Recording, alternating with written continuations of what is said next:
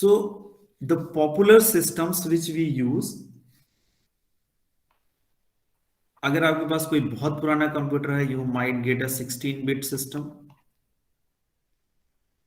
उससे थोड़ा लेटेस्ट है तो आपके पास हो सकता है 32-bit हो, और most probably you must be using 64-bit. The system which I am using, it is 64-bit. Okay, so and we already explained a floating point number जिसमें कि इतने कंपोनेंट है, sign and then mantissa portion 0.d1 d2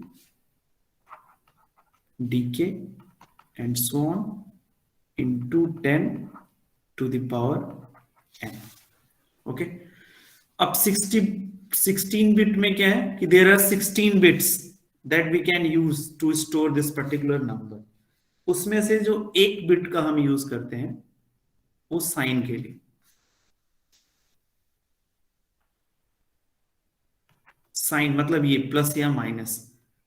अगर zero है, अगर किसी भी binary number में if it is starting with zero, इसका मतलब that number is positive if we convert into the real number, and if it is starting with one, that means it is a negative number, and when we'll convert into real number, it is going to be negative. So this is arrangement for the machine to understand positive and negative numbers. Okay, so अगर किसी भी आप binary notation को देखें, वो zero से start हो रहा है, मीन्स पॉजिटिव, वन से तो नेगेटिव.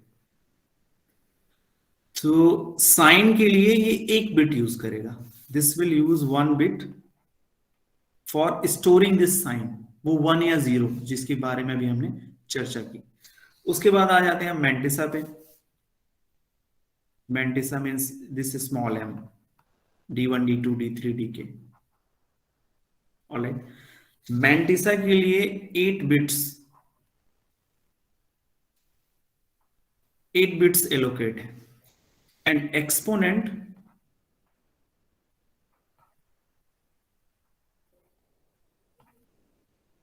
7 बिट्स एलोकेट है. Means if you are using 16-bit system तो इतना ही आपको स्टोरेज मिलेगा इस पूरे नोटेशन को. मतलब प्लस माइनस के लिए तो एक ये हो गया, बट अब ये जो d1 d2 dk है, इसको हमें कुछ अरेंजमेंट करना पड़ेगा क्योंकि हमारे पास 8 बिट्स ही अवेलेबल है.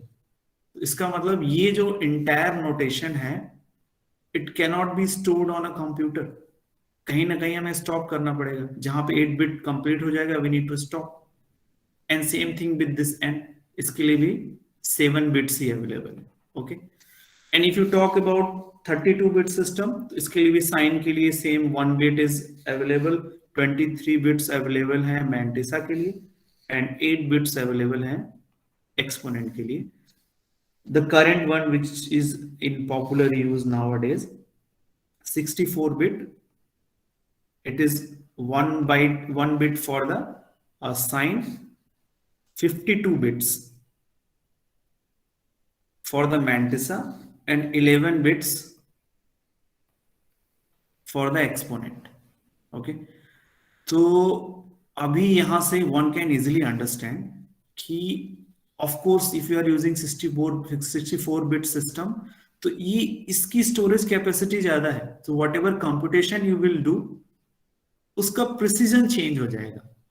ओके, इसमें ज्यादा प्रिसीजन होगा, इसमें कम होगा, इसमें और कम होगा.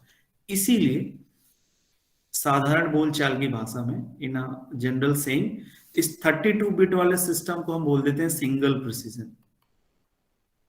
Single precision. And this 34-bit is called double precision.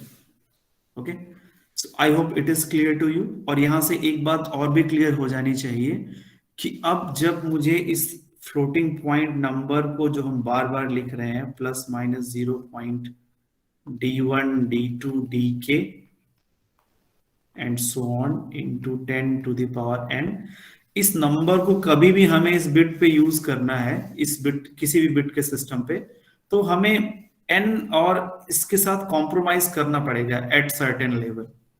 क्योंकि इस बिट का मतलब क्या है कि इन अ इन अ सिंगल कंप्यूटेशन इतने ही बिट का डेटा आपका प्रोसेसर ट्रांसफर कर पाएगा। अगर इतने ही बिट का डेटा ट्रांसफर कर पा रहा है, इट मीन्स व्हाट, इससे ज्यादा होगा तो वो इग्नोर करेगा। When it will ignoring it, that will cause an error.